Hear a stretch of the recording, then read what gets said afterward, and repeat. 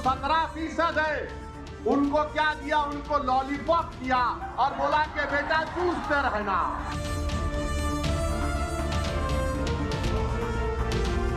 इस डर से आप मुसलमानों के बीच में कब तक भय की राजनीति करेंगे? उनको बोल रहे दरी बिछाओ, दरी बिछाओ, दरी बिछाओ। वो तो फूट डालो राज करने वाला नीति अपना रहे हैं, तो वो भाई भाई में लड़ाना चाह रहे हैं। तो हमारे बिहार के मुसलमान भाई इतना नासमझ नहीं है। अगर मल्ला का बेटा उप मुख्यमंत्री बन सकता तो क्या आदम का बेटा मुख्यमंत्री नहीं बन सकता? हमको जवाब दो। भाजपा से मत डरिए, ऊपर अल्लाह से डरिए, अपने बच्चों की चिंता कीजिए, तभी सुधार होगा। न तो भाजपा से डर के वोट देते रहिएगा तो लालटेन में किरासन तेल बनकर जलिएगा आप।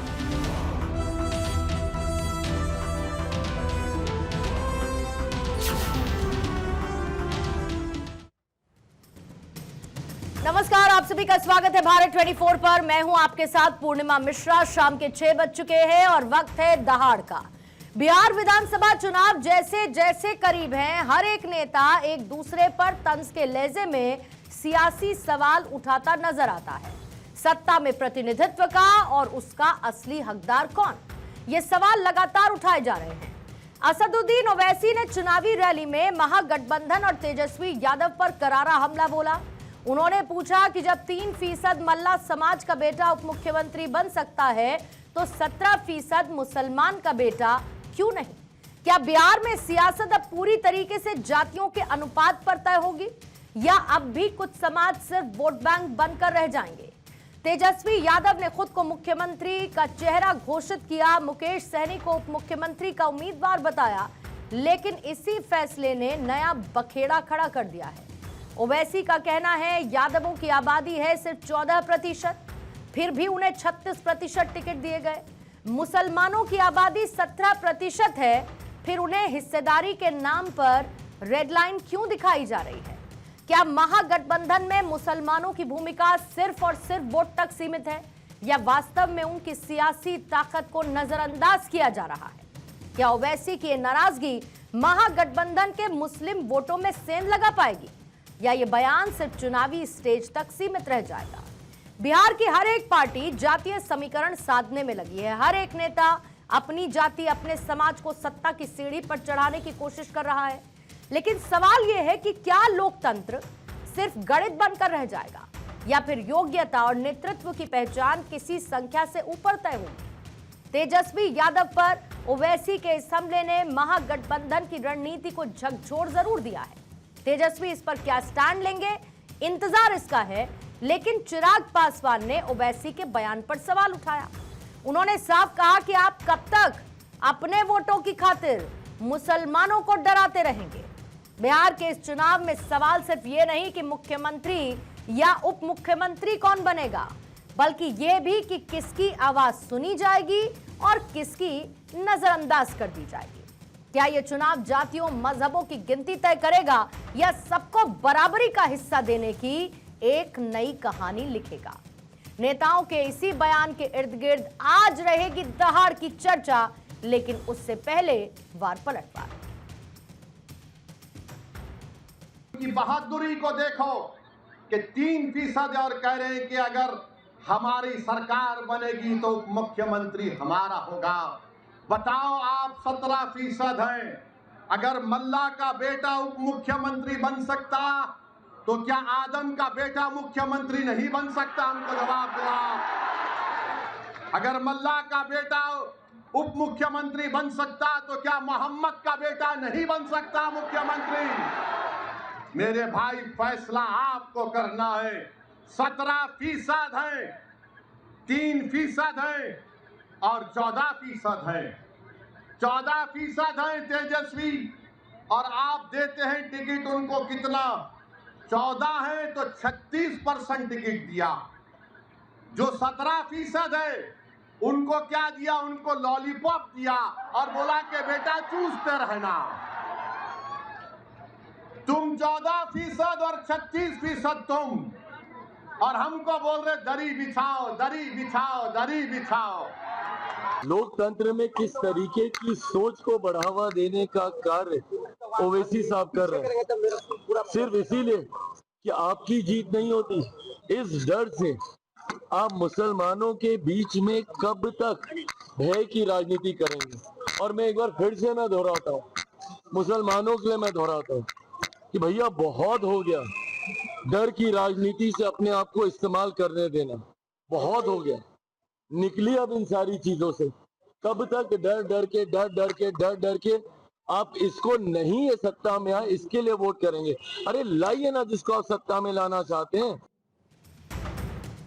तो आइए दहाड़ की चर्चा शुरू करने से पहले उन सवालों का जिक्र जिसके इर्द गिर्द रहेगी आज की चर्चा। पहला सवाल यही, मल्ला का बेटा डेप्यूटी सीएम, मुसलमानों पर 50-50, 14% यादव को आधा बिहार, 17% मुसलमानों पर कब विचार। ओवैसी का मोहम्मद कार्ड, आरजेडी का वोट बैंक रहेगा बरकरार। महागठबंधन में कौन भारी, एम फैक्टर से नाइंसाफी। बिहार के 17% मुस्लिम वोट का रिमोट आखिर किसके पास। हमारे साथ बीजेपी के प्रवक्ता भूपेंद्र यादव इस वक्त मौजूद हैं। निखत अब्बास कांग्रेस की प्रवक्ता हमारे साथ जुड़े हैं। डॉक्टर श्याम कुमार आरजेडी के प्रवक्ता हमारे साथ मौजूद हैं। कुंवर अजय सिंह साहब हैं जेडीयू के प्रवक्ता, चर्चा का हिस्सा। और डॉक्टर पवन राव अंबेडकर एआईएमआईएम के प्रवक्ता हमारे साथ मौजूद हैं। और अब से थोड़ी देर बाद सर्वेश पाठक राजनीतिक विश्लेषक के तौर पर चर्चा में जुड़ेंगे। आप सभी मेहमानों का बहुत बहुत स्वागत करती हूं और शुरुआत डॉक्टर श्याम कुमार आपके साथ करना चाहूंगी। असदुद्दीन ओवैसी के बयान पर आधारित, क्या असदुद्दीन ओवैसी ने जो आंकड़े रखे कि कितनी यादवों की संख्या, कितनी मुसलमानों की संख्या, मल्ला का परसेंटेज कितना, लेकिन कुर्सी किसके हिस्से आई रही, क्या यह माना जाए कि राजनीति अब सेलेक्टिव हो चुकी है या ओवैसी के इस बयान को आप एक कम्युनल कार्ड की तरह देखते हैं? पूर्णिमा जी, सवाल मुझसे है? जी बिल्कुल श्याम कुमार जी।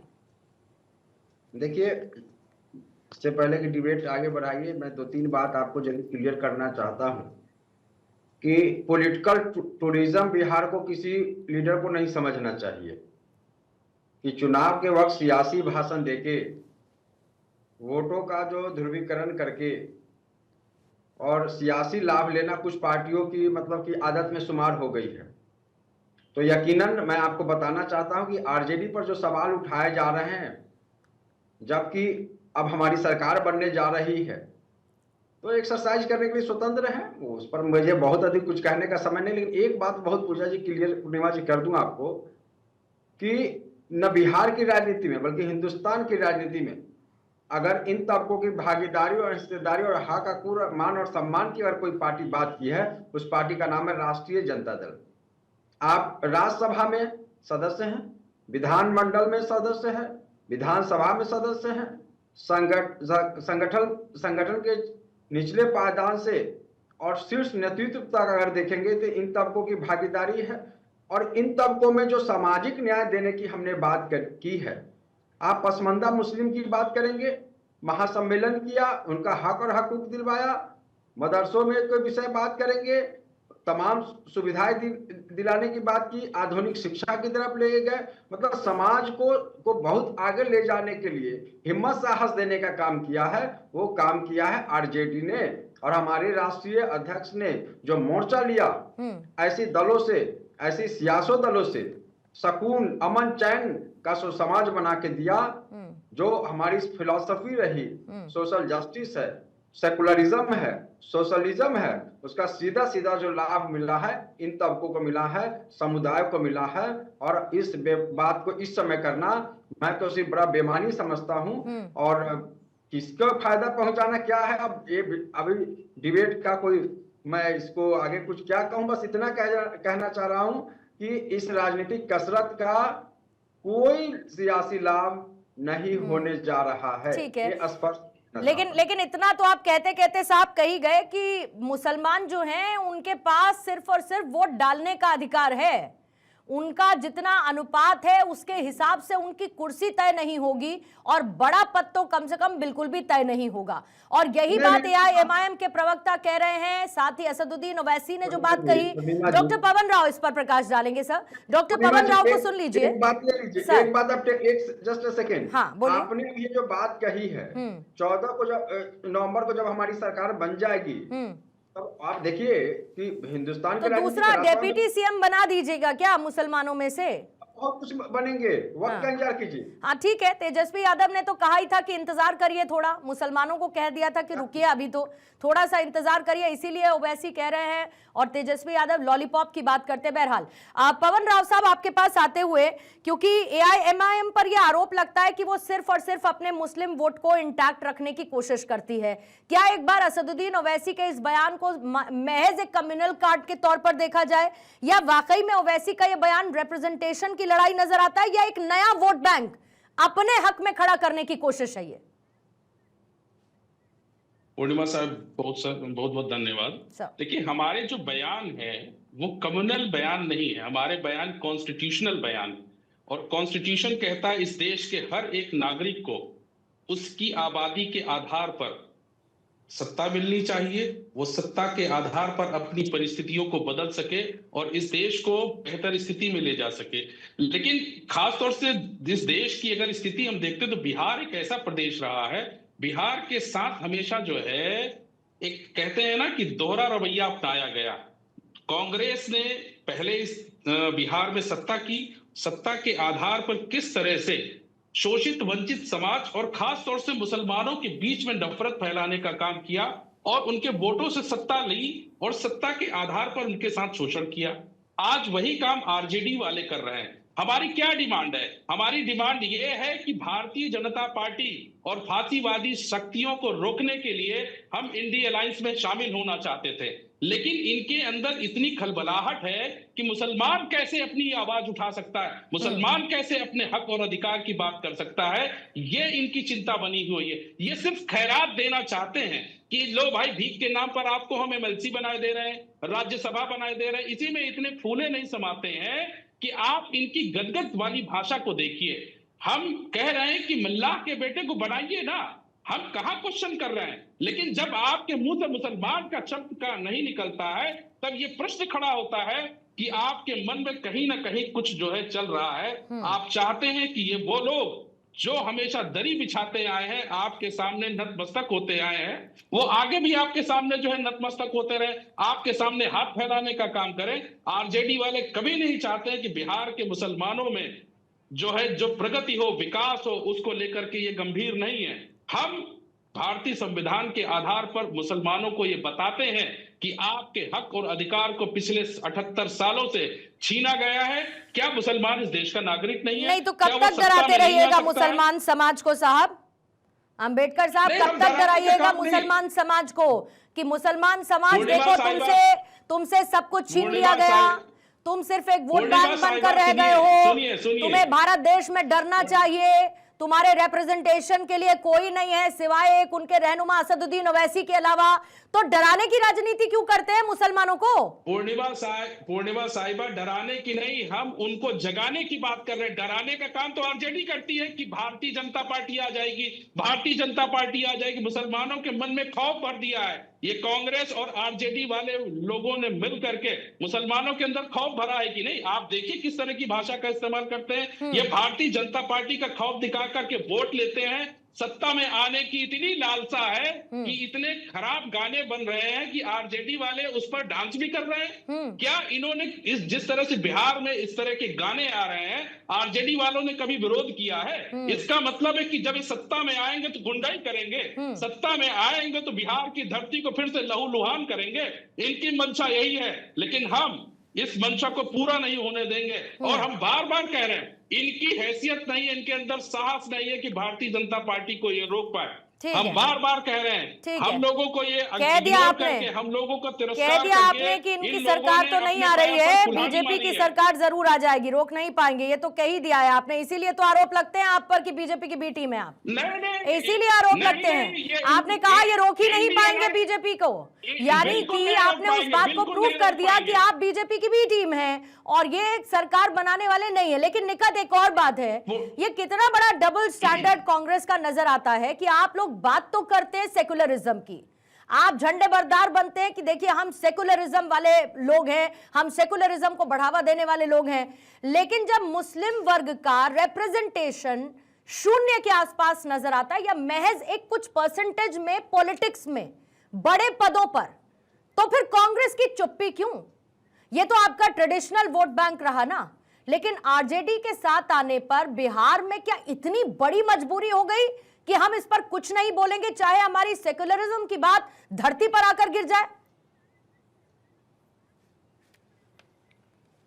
पूर्णिमा जी, पहले तो आपको, मेरे को पैनलिस्ट को और आपके व्यूअर्स को मेरा नमस्कार। दूसरी बात, मैं आपकी बात बिल्कुल आपके सवाल का जवाब दूंगी, पर दूसरी बात यहाँ पर ओवैसी जी के बयान की बात हो रही है। मैं तो कहती हूँ चुनावी रणनीति बना रहे हैं और उसमें माहिर हैं, चुनावी रणनीति बनाने का ये काम जरूर कर रहे हैं, पर चिंता व्यक्त नहीं कर रहे हैं, क्योंकि कैसे भूल सकते हैं कि 2020 में जो सेक्युलर वोट काटा गया था वो इन्हीं की पार्टी ने, जो अंबेडकर साहब आज बोल रहे हैं ओवैसी साहब की पार्टी ने ही काटा था, और जिसका पूरा पूरा फायदा एनडीए को यानी भारतीय जनता पार्टी और जदयू को मिला था।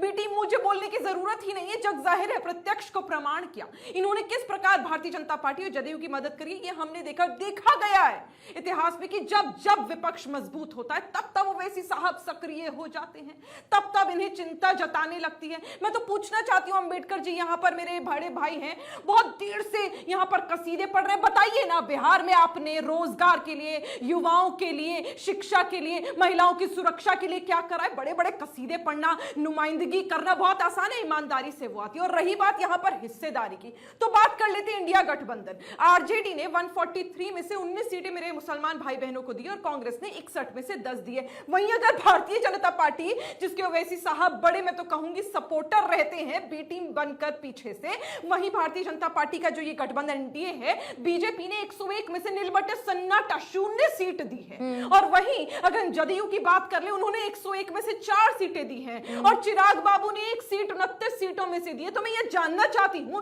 जिन्होंने आज तक विधानसभा और लोकसभा में मुसलमानों को कोई सीट नहीं दी, उन्हें कोई रिप्रेजेंटेशन नहीं दी, आज वो उप मुख्यमंत्री और मुख्यमंत्री बनाने की बात अपनी बी टीम से काहे करवा रहे हैं? और करिए ना, आप में इतना बूता है तो करिए काम, मैं तो कह रही हूं, और जो होगा जनता की फैसले से होगा। आज तो यहां पर रोजगार की बात होनी चाहिए, शिक्षा की बात होनी चाहिए। मुझे बड़ा दुख होता है कि ओवैसी साहब जब अपने आप को सेक्युलर है कहते हैं, हम सिर्फ मुसलमानों की नहीं सबकी चिंता करते हैं, तो चिंता करके बताइए कि जदयू और भारतीय जनता पार्टी की सरकार ने जो उपले बनाने का काम करा है, शिक्षा व्यवस्था में 800 करोड़ रुपए के उपले बना रहे हैं, पर आज तक स्कूलों में ना प्रिंसिपल्स हैं ना टीचर्स हैं, ड्रॉप आउट हो रहा है, हाईएस्ट इलिटरेसी रेट हो रहा है। बीजेपी से आप ये सवाल पूछिए और इसका दिस इज इंपॉर्टेंट। नहीं, आप ये सवाल पूछिए, आप बीजेपी से रुकिए, और बीजेपी को इस बात का जवाब देना भी चाहिए। बिहार की जनता के हक की बात है। निकट, मैं ये कह रही हूँ कि सवाल बहुत इंपॉर्टेंट है और ये सवाल तमाम बहस के दौरान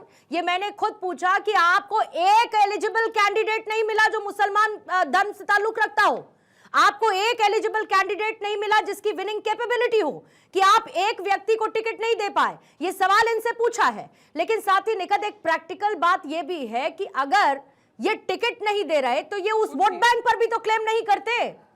वोट बैंक तो आपका है ना, वोट बैंक तो आरजेडी का है ना, ये तो मानकर चलते हैं कि मुसलमान इनको वोट देते ही नहीं। सुनिए पूर्णिमा जी, आपकी बात पर चलिए सुनिए, मैं लाना नहीं चाह रही थी उस बात को, लेकिन जब आप वोट बैंक जैसा शब्द ले ही आई तो पूर्णिमा जी मुझे तो आपकी इस बात पर और इस पंक्ति पर भी आपत्ति है जो आपने शुरू में कहा कि इस बार मुसलमानों का जो एम फैक्टर वोट है उसका रिमोट कंट्रोल किसके हाथ में। अरे मेरे मुसलमान भाई बहनों को इतना छोटा समझ लिया, ना वो वोट बैंक है ना वो दरी बिछाने वाले हैं। उन्हें मालूम है कि कौन यहाँ पर जातियों की, धर्मों की बांटने की, काटने की राजनीति कर रहा है। उन्हें पता है कि कौन रोजगार देने की, युवाओं की बात कर रहा है। उन्हें पता है कौन महिला सुरक्षा की बात कर रहा है, उन्हें पता है सड़क बनाने का काम कौन कर रहा है, उन्हें पता है कि यहां पर अस्पतालों में जो अस्पताल के विभाग में, हेल्थ के विभाग में जो 1300 करोड़ रुपए यहां पर घसीट कर बैठी है करप्शन के मामले में, चाहे जदयू की सरकार और भारतीय जनता पार्टी की ये सरकार हो, नीतीश बाबू की सरकार, वो पता है कि आज अगर वो किसी के लिए इस्तेमाल नहीं हो रहा, हेल्थ विभाग में अगर इस्तेमाल नहीं हो रहा, तो मुसलमान व्यक्ति को भी उतनी ही दिक्कत हो रही है जितनी मेरे हिंदू भाई बहन को हो रही है।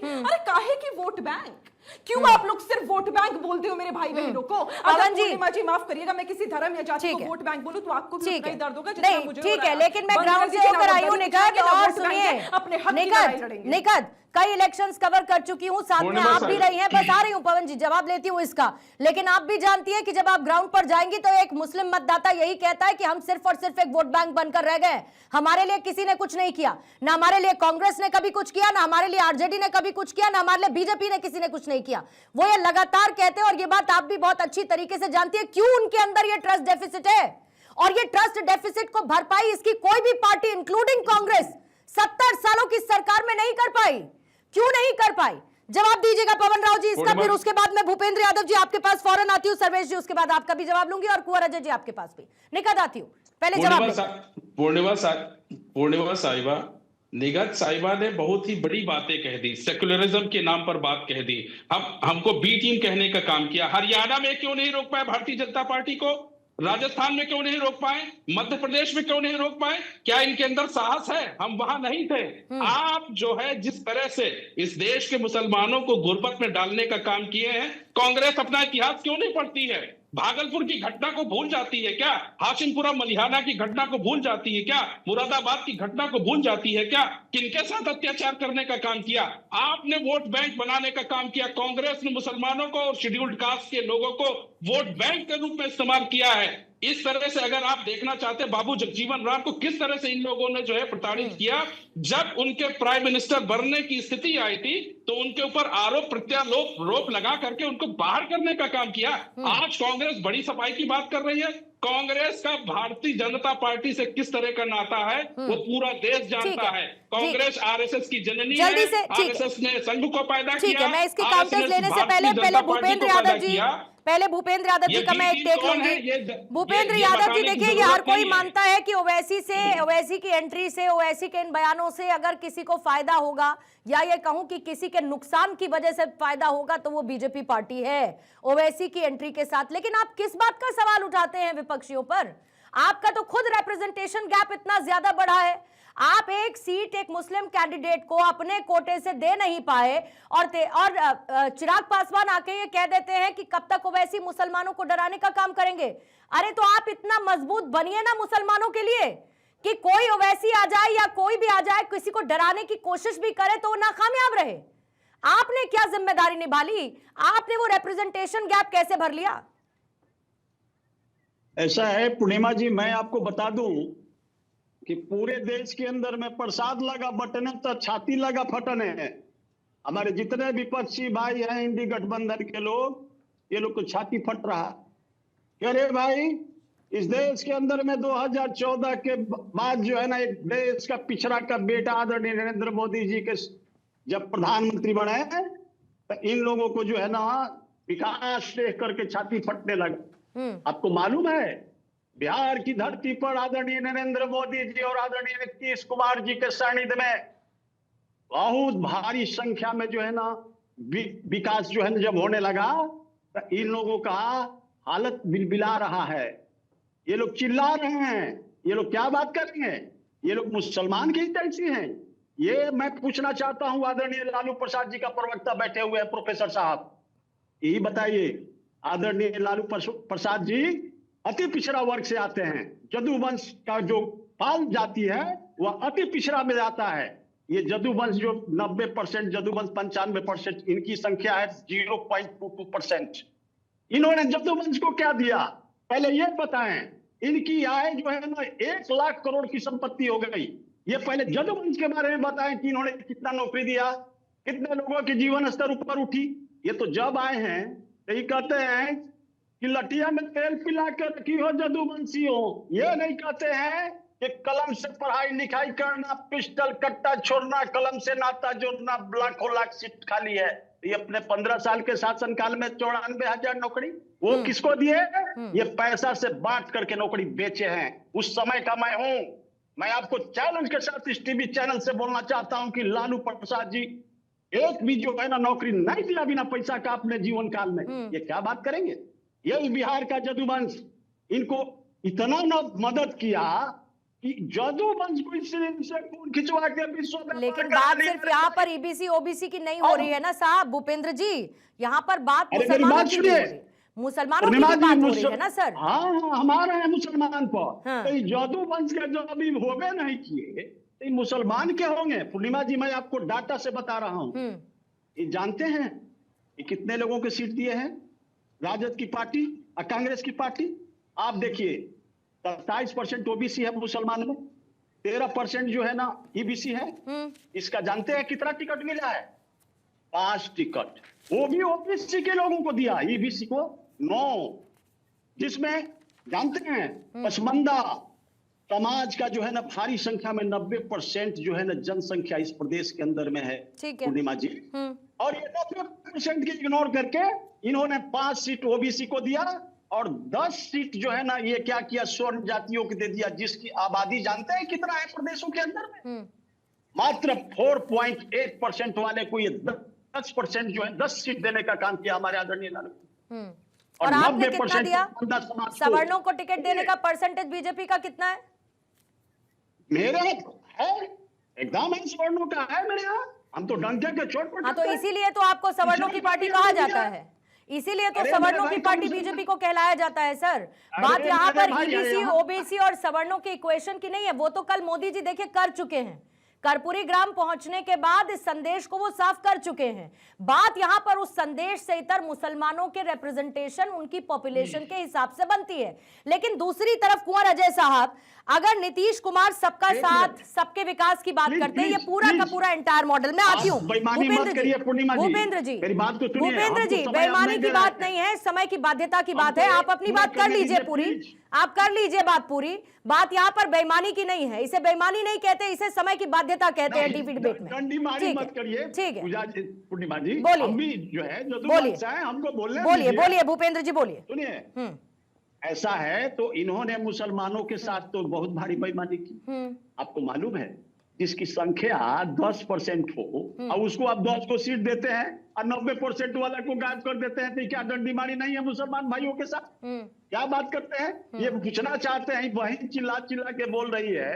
ये हमारे राजद के प्रोफेसर साहब टुकुर टुकुर देख रहे हैं, देखिए ये सब डंडी मार है लोग। जानते हैं ये लोग तो जदुवंश के होबे नहीं किया तो मुसलमान भाई क्या होगा?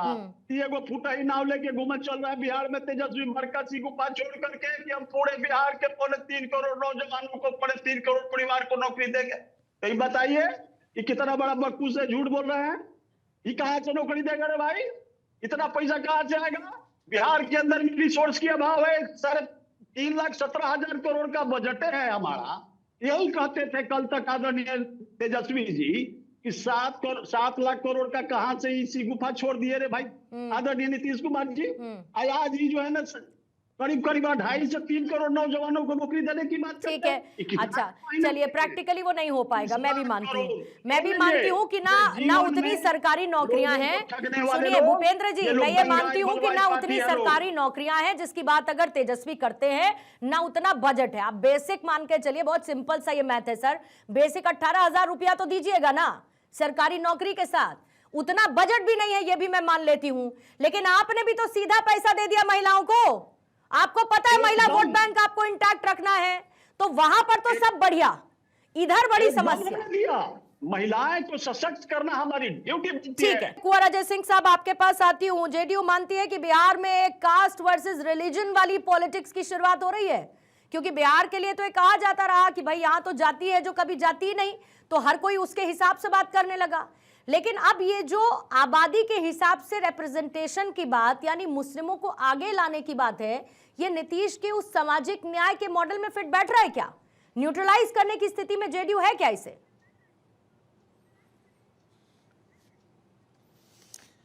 पूर्णिमा जी, आप बिहार के चुनाव प्रचार में एक नया मॉडल देख रही हैं कि आरजेडी के पोस्टर से माननीय लालू जी का चेहरा गायब है। अर्थात ये चाहते हैं कि बिहार की जनता लालू जी की चेहरा भूल जाए, पर बिहार की जनता लालू जी की चेहरा भूलने वाली नहीं है। और रही बात मुस्लिम भाइयों की, तो मुस्लिम भाइयों, ये स्पष्ट तरीके से मुस्लिम भाइयों ने पहचान लिया है कि लालू जी हों या जो भी ये महागठबंधन के लोग हैं, चाहे वो तेजस्वी जी हों, राहुल जी हों, और 2.5% और 18% की इनकी जो भी लड़ाई रही हो, हम उसके पीछे नहीं जाएंगे। लेकिन इनके ढोल का पोल खुल गया है। अब मुस्लिम भाइयों के भी समझ में आ गया है। कल तक जो इनके लालटेन का तेल बने घूम रहा था, वो लालटेन को बुझाने के चक्कर में है। फिर भी ये हमारे राजद के साथी मुंगेरी लाल के हसीन सपने देख रहे हैं। बिहार में सरकार बनाने की मुख्यमंत्री और उप मुख्यमंत्री की भी चर्चा कर चुके हैं, जो कि बिहार की जनता बहुत पहले से कह चुकी है कि बाप नंबरी और बेटा 10 नंबरी, और 2G 3G और जीजाजी घोटाले के जिम्मेदार कांग्रेस। तो एक भोजपुरी में कहानी है कि सियरा वही है, वो पोंछ केवल रंगा है अपना, यानी पोंछ रंगौले बा। बिहार के जनता आवे ना दी दोबारा, चाहे वो लालू जी का चेहरा हटा दें और चाहे तेजस्वी का चेहरा हटा दें। बिहार की जनता को चाहे जिस तरीके से ठगने की कोशिश करें, छलने की कोशिश करें, बिहार की जनता पिछले इनके कारनामों को भूलने वाली नहीं है। अब तो मुस्लिम भाइयों ने भी इनके ढोल के पोल खोल दिया और मुस्लिम भाइयों ने भी इनसे समर्थन हटा लिया। हम धर्मनिरपेक्ष लोग हैं, हम चाहे 4 सीट देंगे, वो चारों जीतने वाला सीट है। हम सरकार में मंत्री भी बनाते हैं और हम हिंदू मुस्लिम सिख ईसाई सबकी बात करते हैं। तो मुस्लिम भाइयों का जो भी इनकी प्रतिनिधित्व है, हम समुचित देते हैं और उनका आंख खुल गया है। अब एनडीए गठबंधन के खिलाफ ये लोग हमेशा जो प्रोपगंडा अपनाते थे, मोदी और बीजेपी का भय दिखाते थे, ये भय भी उनका खत्म हो गया और बढ़ चढ़कर हिस्सा ले रहे हैं। और बिहार के चुनाव में एनडीए के पक्ष में, विशेष तौर से जेडीयू के पक्ष में मुस्लिम भाइयों ने बढ़ चढ़ करके अपना वोट देने का निर्णय लिया है। पक्ष और किसका नहीं, लेकिन इतना आपकी बात से तय हो गया है कि एक शब्द sir, not even a single word against Owaisi. अब मैं बोलूंगी तो बुरा लग जाएगा, लेकिन फायदा आपको दिखता है ओवैसी के नाम पर अपना। ओवैसी जितना बोले, ओवैसी जी के नहीं बोलेंगे आप, पता है मुझे। पूर्णिमा जी आप बताएं, ओवैसी जी के 4 विधायक क्या हुए? कौन खा गया? धरती निगल गई, आसमान निगल गया। और ओवैसी जी बार बार जो महागठबंधन में शामिल होने की बात कर रहे हैं, तो इनको क्यों नहीं शामिल कर रहे हैं? ये किसी एक व्यक्ति को कैसे कोई टारगेट कर सकता है? अगर ओवैसी जी के ताकत को नहीं पहचानते हैं तो ओवैसी जी तो डेंट करेंगे इन्हें। और अगर इन्हें जहां मुस्लिम का 10 वोट मिलना था, आज 3 वोट मिलकर के इसीलिए बार बार पूछा जाता है कुंवर अजय साहब, ये रिश्ता क्या कहलाता है? इसीलिए पूछा जाता है ये रिश्ता क्या कहलाता है ओवैसी जी के साथ, जो पीछे बैकडोर से होता है ना, इसीलिए पूछा जाता है। ठीक है सर्वेश जी, लोकतंत्र का रिश्ता है तो उसी लोकतंत्र के आधार पर AIMIM हिस्सेदारी की बात करती है सर। उसी लोकतंत्र आधारित वो कहती है कि भाई हिस्सेदारी तो दीजिए, रिप्रेजेंटेशन तो दीजिए। कब तक सिर्फ सीमित रखेंगे? कब तक पूरे जातीय गणित के हिसाब से चलते रहेंगे? ठीक है सर्वेश जी, मैं आपके पास आती हूँ। ठीक है सर, मैं सर्वेश जी आपके पास आती हूँ। सर्वेश जी, वो हिस्सा तो देना ही पड़ेगा। जो ओवैसी वर्सेस तेजस्वी के बीच जो बयानबाजी जिस तरीके की चल रही है, आपको वाकई में लगता है कि ये रिप्रेजेंटेशन की बहस है या ये सीधे सीधे आपको सत्ता की दौड़ नजर आती है? और एट द एंड ओवैसी के इस तरीके के बयान क्या सिर्फ और सिर्फ बीजेपी और जेडीयू को फायदा पहुंचाते हुए पतली गली से निकल लेंगे? पूर्णिमा जी आपको नमस्कार। नमस्कार और माफी सर्वेश जी, मैं बहुत देर से आपके पास आ पाई हूं जी। देखिए पूर्णिमा जी, सबसे बड़ी बात है कि यहाँ पे ओवैसी हो या बाकी की कोई भी पार्टी हो, जब मुसलमानों की बात करती है तो उसमें ये नहीं कहती कि भैया यहाँ पे अशरफ इतने हैं बिहार में, अजलाफ इतने हैं और अरजाल इतने हैं। वहीं जब हिंदू की बात होती है, कहते हैं ना कि 17% मुसलमान है बिहार में, यानी कि वहां पे वो मुसलमानों को यूनाइट करके दिखाते हैं, लेकिन बाकी का जो 83% है इसमें जातियों में डिवाइड करते हैं। तो ये बिहार के लोगों की सबसे बड़ी जो कहिए ये विडंबना है, और उसके हर बिहारी को समझना पड़ेगा कि जो बटेंगे कटेंगे वाली बात वो यहाँ पे आनी चाहिए। क्यों जितने भी वोटर्स हैं उसको जातियों में आप बांट के दिखाते हो। आपने भी बीजेपी के प्रवक्ता से पूछा कि सवर्णों की पार्टी कही जाती है, भाई ये क्यों नहीं कहा जाता है कि ये हिंदुओं की पार्टी है? मुसलमान तो बीजेपी को वोट देता ही नहीं है, ये तो सर्वविदित है। रही बात ओवैसी जी को, मैं क्या कहती हूँ, तो खुद ही कहते हैं कि हम रखेंगे सवर्णों का रिप्रेजेंटेशन पैदा नहीं करेंगे पूर्णिमा जी। तो 4-5 जो विधायक जीते थे वो भी उसी एरिया से जीते जहां पे मुसलमान बहुल है। आप देख लीजिए किशनगंज का एरिया, 68% मुसलमान है वहां पे। ठीक है, वहां पे वो कोई कभी भी ओवैसी के मुंह से आपने सुना होगा कि ये अशरफ है, ये अलजाल जो हमारी पिछड़ी जाति के मुसलमान है इनका प्रतिनिधित्व होना चाहिए, या अजलाफ जो है उसका प्रतिनिधित्व होना चाहिए, और फिर क्या बोलते हैं जो डेप्यूटी सीएम है पासमानदा मुसलमान को बना देना चाहिए? कभी नहीं सुना। वो एक संगठित मुसलमान की बात करते हैं, और इसमें कोई दो राय नहीं है। अगर ओवैसी अपने दमखम से बिहार में लड़ेंगे तो ये फायदा जो मुस्लिम वोट बैंक की राजनीति, चाहे कांग्रेस पार्टी हो चाहे आरजेडी हो, वो जो करती है उसको लॉस होगा। क्योंकि मुसलमान बीजेपी को कभी वोट नहीं देता, या बीजेपी के जो भी सहयोगी दल है एनडीए, भले जेडीयू ने 4-5 सीटें दी है तो वहां पे नहीं, लेकिन जेडीयू के पास है वोट बैंक नहीं, लेकिन जेडीयू के पास मुस्लिम वोट बैंक है। एलजेपी के पास भी कुछ फीसद तक, शायद अगर मैं गलत नहीं हूं तो शायद 3% पिछली बार एलजेपी के पास भी गया था, जेडीयू के पास भी है। हाँ, बीजेपी के पास नहीं है, ये आप कह सकते हैं। तो इसमें आंकड़े आधारित मैं इस बात को सही मानती हूं।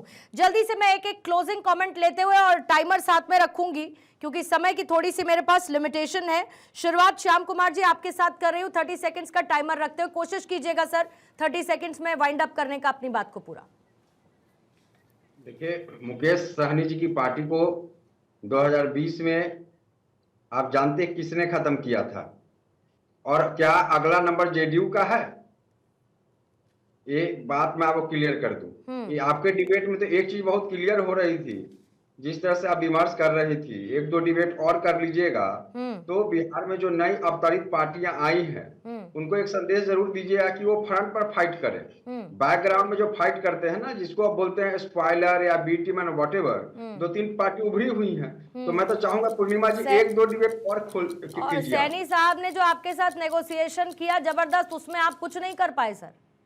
नहीं, हम तो सबको भागीदारी उसमें आप कुछ नहीं कर पाए, उसमें आप कुछ नहीं कर पाए। सहनी साहब ने जितना नेगोशिएट करना था, जो चाहिए था, वो उन्होंने कर डाला, उसमें आप कुछ नहीं कर पाए। निकट आपके 30 सेकंड्स रख रही हूं।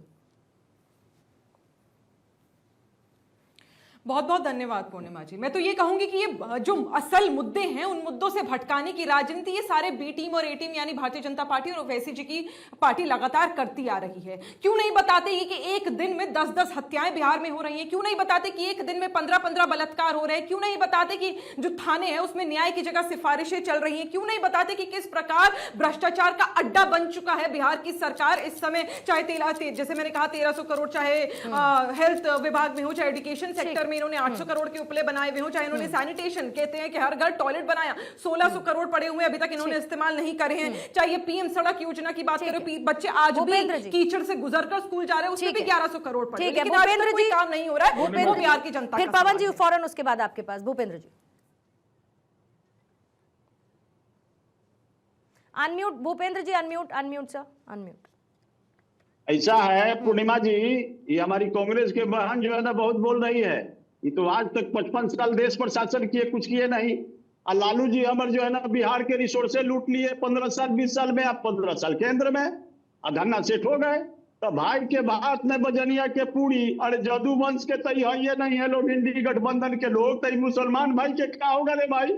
इधर सिरिंज से ओकरो खून खींच करके जो है ना विश्व व्यापार करा के लोग राजा हो जाएगा, देश के रिसोर्स लूट लेगा। अरे भाई जादू मंच तो अब टूट गया भाई समीकरण। ठीक है सर। अब सब जो है ना तेजस्वी के फुटा ही नाव पर कोई चढ़ने नहीं जा रहा। पूर्णिमा जी इस बात को ध्यान रखिए, 2025 में एनडीए की सम्मानित जनता जो है ना, बिहार की सम्मानित जनता ने एनडीए को आपका क्लोजिंग कमेंट पवन जी, आपका क्लोजिंग श्रेणी में बढ़ने की मौका देगी तो बिहार की सम्मानित जनता देने जा रही है। पूर्णिमा साहिबा अब बी टीम, सी टीम, ए टीम का जमाना हो गया है पुराना। कांग्रेस और आरजेडी को हमने एक मौका दिया कि अगर आपको फांसीवादी शक्तियों को रोकना है तो हमें शामिल करिए। इसका जिम्मेदार अगर भारतीय जनता पार्टी इस बार फिर से बिहार में सरकार बनाती है तो ये इंडी अलायंस की जिम्मेदारी होगी। मैं इंडी अलायंस को ब्लेम करता हूं कि उन्होंने फांसीवादी शक्तियों को बिहार में फिर से पनपने का मौका दिया और इसके लिए कांग्रेस और आरजेडी जिम्मेदार है। ठीक है, जल्दी से 30 सेकंड अजय जी आपके लिए, फिर उसके बाद सर्वेश जी, फिर वाइंड अप करूंगी। कुमार अजय जी। पूर्णिमा जी, बिहार की जनता ने मन बना लिया है कि बिहार को चहुमुखी विकास करने वाले माननीय नीतीश कुमार जो चारों तरफ से बिहार की विकास कर रहे हैं, चाहे वो स्टूडेंट क्रेडिट कार्ड हो, महिला सशक्तिकरण हो, जल नल हरियाली योजना हो, हर घर बिजली हो, ये 125 यूनिट फ्री हो और बिहार से लालटेन युग समाप्त हो गया है, हर घर में बिजली जल रही है। तो आधुनिक बिहार के निर्माता नीतीश कुमार को बिहार की जनता 25 से 30 फिर से नीतीश करने जा रही है और इसमें कुछ भी संदेह नहीं है। बिहार की जनता ने माननीय लालू जी के खिलाफ, तेजस्वी के खिलाफ महागठबंधन को निगलेक्ट कर दिया। सर्वेश जी जल्दी से। हाँ देखिए पूर्णिमा जी, आरजेडी की पार्टी कहती है लोकतांत्रिक पार्टी है और अपने घर में अपने भाइयों को बाहर कर देती है। तेजस्वी बाहर करके उसको बाहर का रास्ता दिखा देता है। अपने माता पिता का, जो कि राष्ट्रीय अध्यक्ष लालू यादव, वो पोस्टर से गायब कर देते हैं। तो ये डर सता रहा है कि वो जो चारा घोटाले का जो बूथ है वो फिर खुलेगा और जनता समझ जाएगी। और बिहार की जनता जो युवा है वो कहते हैं बूझ गेल लालटेन, खत्म हो गेल तेल, नौमी फेल कभी ना बनत बिहार के मुख्यमंत्री। लेकिन इतना तय है कि हर बार रिप्रेजेंटेशन के नाम पर समाज को बांटने की जो कोशिश है वो लोकतंत्र का भविष्य तो नहीं हो सकती। कोई तो एक ऐसा नेतृत्व होना चाहिए जो इस गणित से ऊपर उठकर वाकई में सबको साथ लेकर चलने की बात करे। बहुत बहुत शुक्रिया आपका भूपेंद्र जी, निखत अब्बास, डॉक्टर श्याम कुमार जी, कुंवर अजय जी, डॉक्टर पवन राव अम्बेडकर और साथ ही सर्वेश जी, धन्यवाद दहाड़ में चर्चा का आज हिस्सा बनने के लिए।